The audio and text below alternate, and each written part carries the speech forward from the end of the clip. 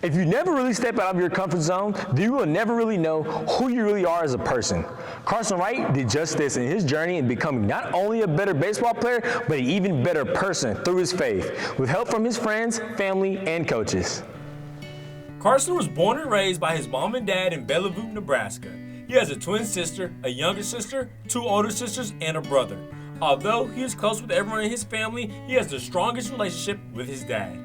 Yeah, we're super tight. You know, before games, after games, we're making phone calls. We're talking about scouting reports and just chatting it up. Ever since he was a young child, it was Carson's dream to play collegiate baseball. His dad made it his mission to help his son fulfill his dreams. He knew what was good for me, and he was like, you know, we should go hit the cages. Let's go once or twice a week. And I'd be like, Dad, come on, like, this is not fun. And then you keep doing it, and suddenly I'm having a good senior year and, you know, end up playing college and end up here. So, you know, we were playing in Kansas City. I hadn't seen it in a while. And, you know, it was like a full circle moment, like I'm ending a small chapter of my baseball career. And, you know, he's there and I'm giving a big hug. And I really remember that, like, you know, feeling like the most close to him. And my mom was there too, but, you know, just having them there, it really felt like, you know, I felt all the support, all the love. Like, they've been with me this entire journey. It's just super awesome. And like looking back, we could just tell that, you know, those hours in the cages and, you know, those dumb arguments about going to hit really worked and really paid off. Carson worked his tail off with the help of his dad, but unfortunately he only had one offer coming out of high school. I only had one offer, and that was from Dodge City. That was the fall of my senior year. And, you know, my high school coach, Coach Shockey, he's incredible. He came over to my house and we had a dinner and we were just talking, and I wasn't sure if I was going to do it. And he really helped me realize that this is like a once-in-a-lifetime chance, and not everyone gets to do this. And, you know, I had the skill set. I didn't believe in myself, really, but my parents did and he did. Carson might have been hesitant about Dodge City at first, but he was forever grateful for the opportunity. It was also here where he would meet his fellow Northwestern Ranger teammate, Justin Dunlap. Dude, Carson's like family, you know, as close as family can be. You know, we hit it off right away, we clicked. He's got that personality. We matched, bro. He's just a good guy, solid character, solid teammate, just fun to be around. Justin mentioned Carson to Coach Bowen, who was the head baseball coach at Northwestern, and he instantly recognized Carson's talent and recruited him here. But we definitely liked his skill set. We watched a lot of video on Carson, and we got to see him play quite a bit. And so, but we liked what we saw. We also liked his disciplined approach at the plate. He was a guy that could really work counts and take his walk, but his on-base percentage was really good. And we felt like we needed that in our lineup this year. Carson committed to play at Northwestern in the fall of 2023 and has been electric since. He's had a hot bat all season long, and he has been a major part of the Rangers' success.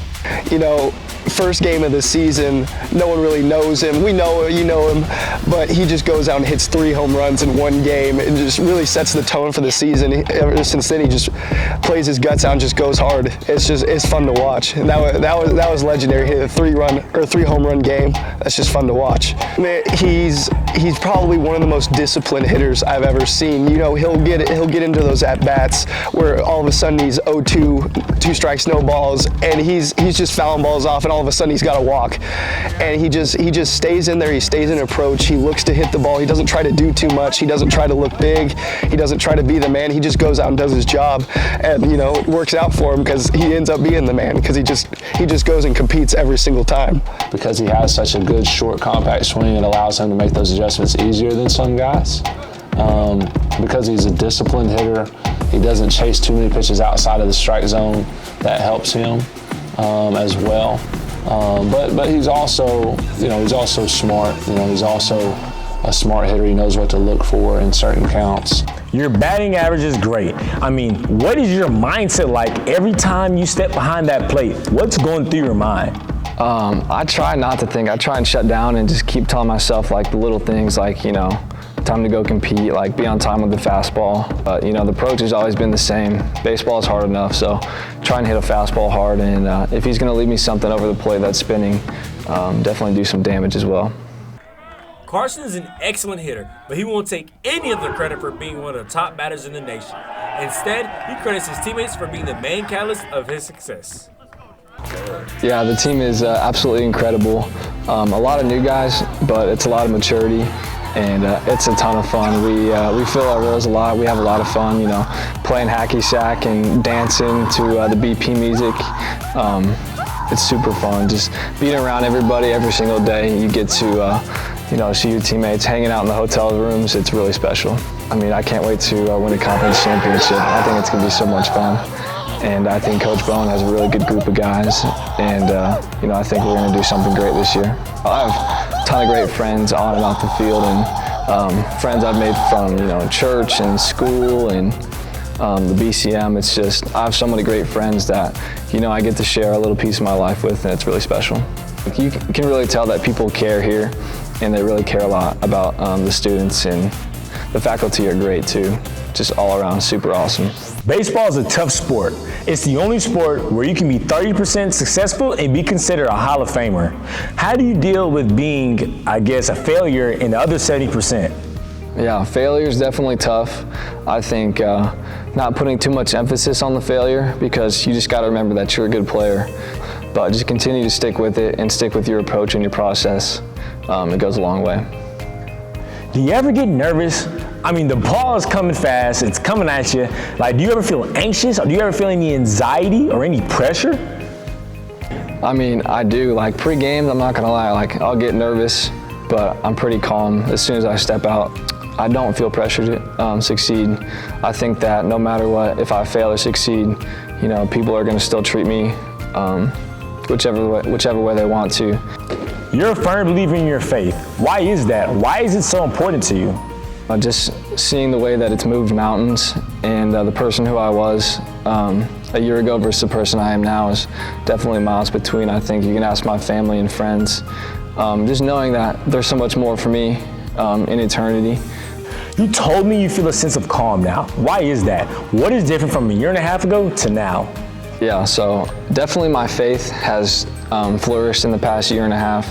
You know, last year I would get nervous, anxious, like putting so much emphasis on my worth being from baseball, but it's really not. My worth is from God and how He sees me.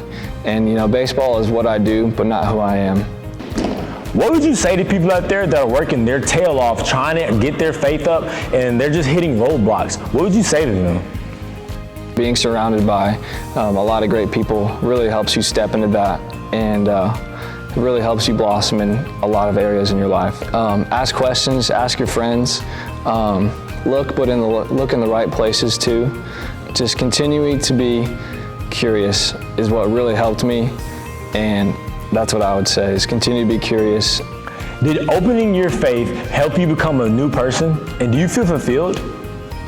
I mean, yeah, it's been the best thing that's ever happened to me, and I think that it's just a small reflection of who I am and how I treat others. And, you know, baseball is a small part of it, and it's a blessing to do every single day. And I just hope that I can continue to be a positive leader to others, and you know, just enjoy the time I have here. You know, it's short, another year or so. Baseball is really special, but it's going to be done one day. So I just need to go out and continue to do my best and enjoy it every single day. Carson Wright is an exceptional baseball player here at Northwestern, but you won't hear that from him. Despite him leading the Great American Conference in every statistical batting category, instead of gloating, he chooses to credit his faith, family, friends, and coaching staff for his success. After baseball, he wants to enter the medical field and help others. He wants to shine light in other people's lives. He's a future star on and off the diamond. That's good. That's it.